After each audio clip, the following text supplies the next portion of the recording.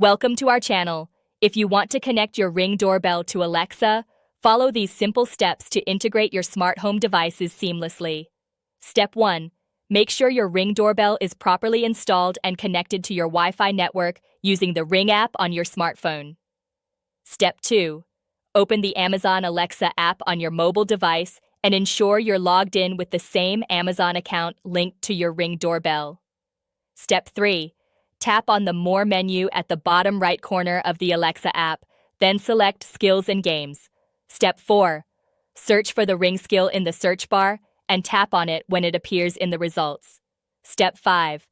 Tap Enable to use and follow the prompts to link your Ring account by entering your Ring login credentials. Step 6. Once linked, tap Discover Devices or say Alexa, Discover Devices to let Alexa find your Ring doorbell. Step 7. Wait for Alexa to complete the discovery process, which usually takes about 20 seconds. Step 8.